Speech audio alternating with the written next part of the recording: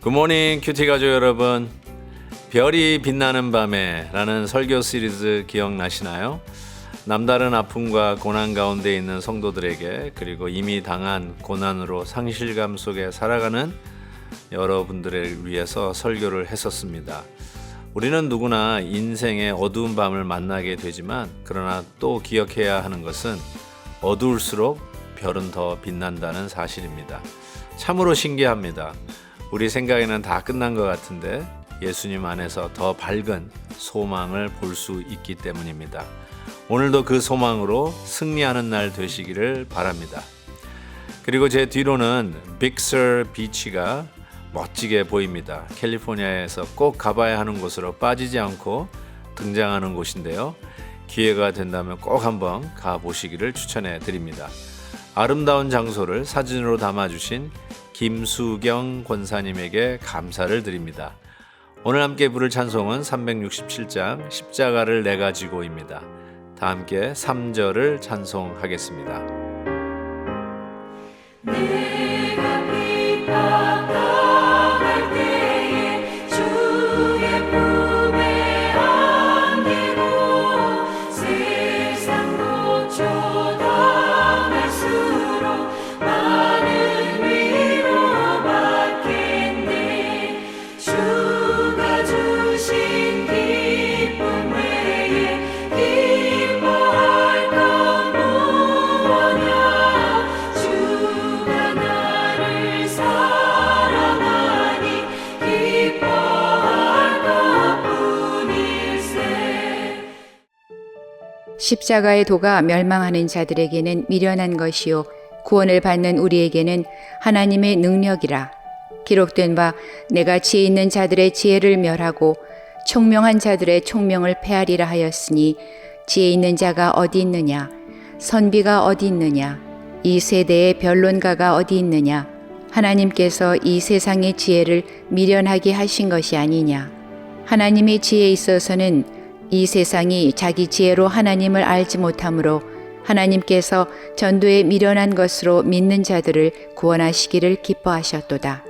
유대인은 표적을 구하고 헬라인은 지혜를 찾으나 우리는 십자가에 못 박힌 그리스도를 전하니 유대인에게는 거리끼는 것이요 이방인에게는 미련한 것이로되, 오직 부르심을 받은 자들에게는 유대인이나 헬라인이나 그리스도는 하나님의 능력이요 하나님의 지혜니라. 하나님의 어리석음이 사람보다 지혜롭고 하나님의 약하심이 사람보다 강하니라. 형제들아, 너희를 부르심을 보라. 육체를 따라 지혜로운 자가 많지 아니하며 능한 자가 많지 아니하며 문벌 좋은 자가 많지 아니하도다. 그러나 하나님께서 세상의 미련한 것들을 택하사 지혜 있는 자들을 부끄럽게 하려 하시고, 세상의 약한 것들을 택하사 강한 것들을 부끄럽게 하려 하시며, 하나님께서 세상의 천한 것들과 멸시받는 것들과 없는 것들을 택하사 있는 것들을 패하려 하시나니, 이는 아무 육체도 하나님 앞에서 자랑하지 못하게 하려 하심이라.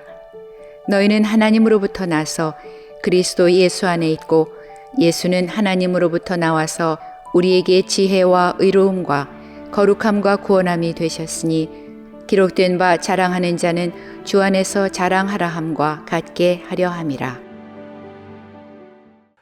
어제 말씀은 우리가 아무리 거룩한 목적을 가졌다 할지라도 교회의 분열의 이유로 삼아서는 안 된다라고 말씀합니다. 그 이유가 무엇이냐? 복음을 전하는 것은 말의 지혜에 있는 것이 아니라 오직 하나님에게 달려있는 능력인데, 그것이 바로 십자가의 도다, 이렇게 말씀을 하죠. 말의 지혜로 복음을 전하는 게 아니다. 그 당시 헬라 문명권에서는 이 말의 지혜로 이 자기의 뜻과 의지를 발표하는 것이 하나의 학문화되지 않았습니까?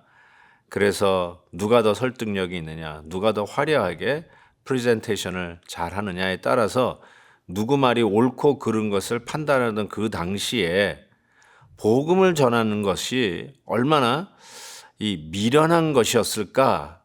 헬라 문명에 완전히 빠져 있는 자들에게 있어서는 이 복음을 다른 자기네들이 전하는 프레젠테이션, 웅변, 수사학에 비교하면 정말 못 미치는 것이라고 생각해서 미련하다라고 얘기했거든요. 아니나 다를까 오늘 본문 말씀의 사도 바울은 전도에 미련한 것, 이것이 바로 하나님의 지혜다 이렇게 이야기합니다. 어떻게 전도가 미련한 것이 될 수 있을까요? 전도, 우리가 길거리에서 전도지를 나눠주는 것도 전도이고 가하호호 방문하면서 복음 전하는 것도 전도인데, 여기서의 전도, 즉 복음을 전하는 것은 강단을 통해서 하나님의 말씀을 전하는 설교도 포함된다라고 말할 수 있습니다. 왜 설교가 미련한 것일까요? 당시 생활 속에서 웅변학, 수사학적인 차원에서 늘 이렇게 발표되는 연설을 평가하던 당시에 복음을 전하는 이 설교를 비교해 보면 자기네들의 그 수준에 못 미치기에 저거는 미련한 것이다 라고 이야기할 수 있었던 것이죠. 아무리 참된 진리를 전하는 것이라 할지라도 수사학적으로 웅변학적으로 자기네들의 기준에 미치지 못하면 저건 형편없는 거다 하면서 미련한 것이라고 얘기했다는 거예요. 그럼에도 불구하고 하나님께서는 전도, 세상 사람들이 미련하다고 여겨지는 전도를 통해서 복음을 전하게 된 것이죠. 그래서 헬라인들에게는 이 복음을 전하는 전도가 상당히 미련하게 보였던 것이죠.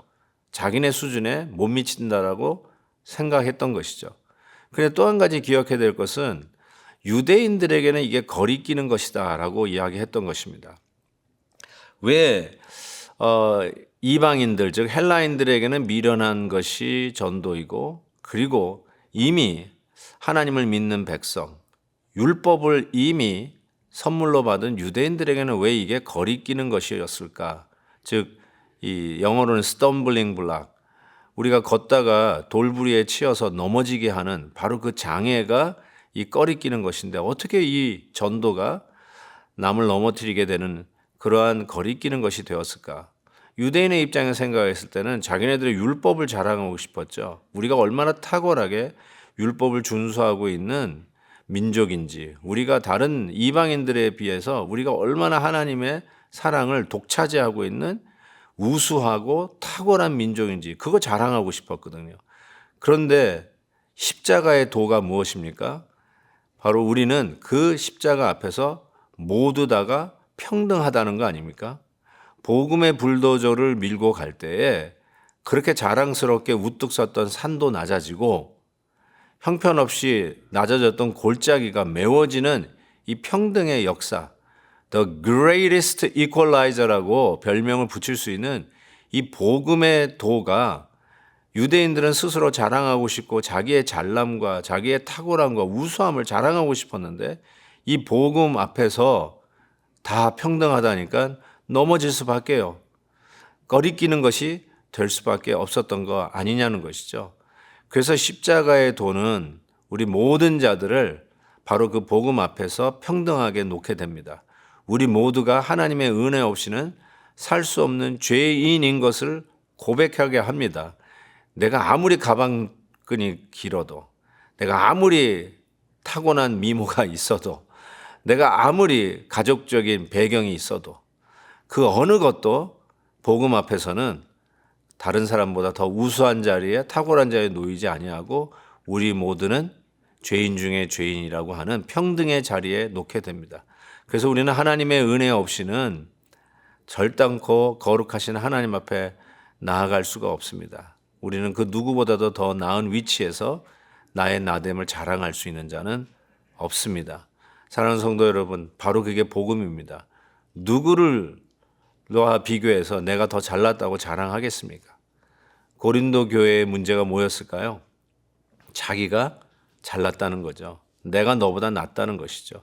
그러나 오늘 사도 바울은 내가 누구 파다 하면서 서로 키재기하는 바로 그 성도들, 그것 때문에 교회 안에 분열을 지금 일으키고 있는 그들을 향해서 우리는 다 십자가 앞에서 똑같은 죄인이다.